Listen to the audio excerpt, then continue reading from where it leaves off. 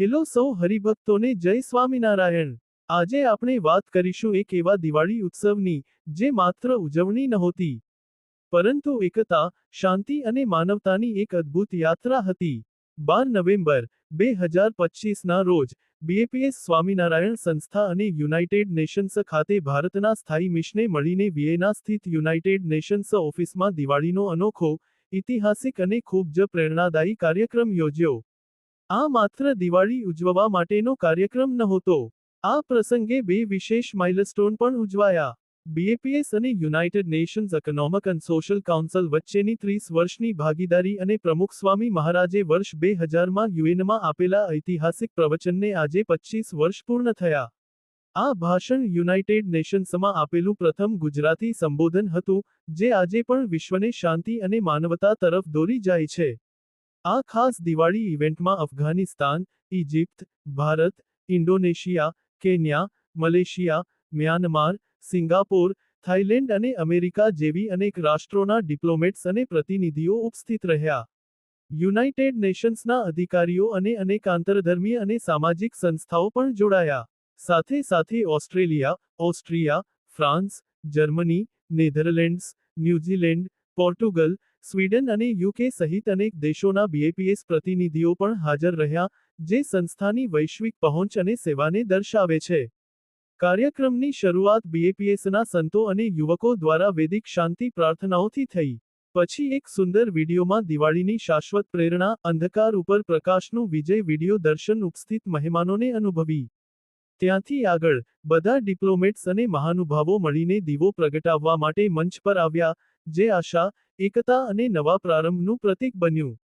આ પ્રસંગનો એક મહત્વપૂર્ણ ભાગ હતો પ્રમુખ સ્વામી મહારાજ વર્ષ 2000ના ઐતિહાસિક યુએન સંબોધનને યાદ કરવો। ખાસ બનાવાયેલા વિડીયોએ ત્યાં હાજર સૌને એ પળોમાં ફરી લઈ ગયા, જ્યાં પ્રમુખ સ્વામી મહારાજે પારસ્પરિક સન્માન, જવાબદારી અને શાંતિ વિશે આપેલો સંદેશ વિશ્વને સ્પર્શી ગયો હતો। કાર્યક્રમમાં ડોક્ટર મરકંડ પટેલે બીએપીએસ દ્વારા છેલ્લા 30 વર્ષમાં યુનાઇટેડ નેશન્સના લક્ષ્યોને સાકાર કરવા માટે કરાયેલા સેવા કાર્યોનો ખૂબ સુંદર સમીક્ષાત્મક સાર આપ્યો।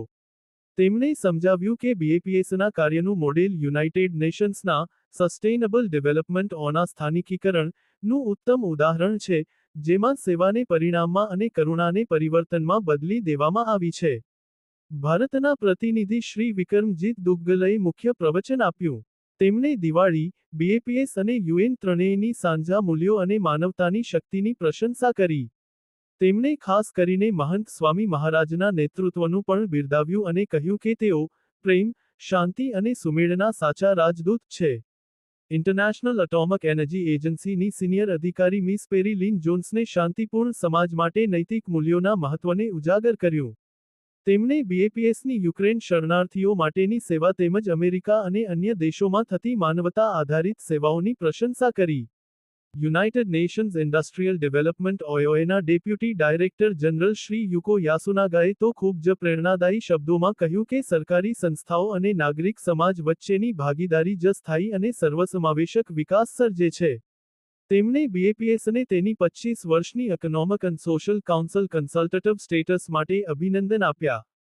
ફ્રાન્સના બુસી સાન્ટ જ્યોર્જિસ શહેરના મેયર મિસ્ટર યાન ડુબોસ્કે તેમના સંદેશમાં જણાવ્યું કે બીએપીએસ યુરોપમાં આંતરધર્મીય સમજણ અને એકતાનો એક તેજસ્વી દીવો બની રહ્યું છે।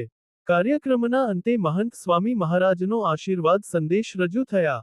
સ્વામીએ સૌને અપીલ કરી કે સારા કાર્યનો દીવો બનો અને દુનિયા પ્રકાશિત કરો, દરેકમાં દિવ્યતા જુઓ, અને સેવા દ્વારા આનંદ મેળવો।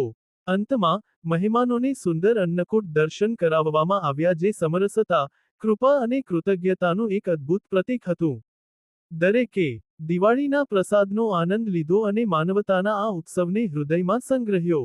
આ કાર્યક્રમ માત્ર એક ઉજવણી નહોતી, આ હતી શાંતિ, સહકાર અને માનવતાની વૈશ્વિક યાત્રા, જે બતાવે છે કે જ્યાં પ્રકાશ છે, ત્યાં આશા છે, અને જ્યાં આશા છે, ત્યાં માનવતા જીવે છે।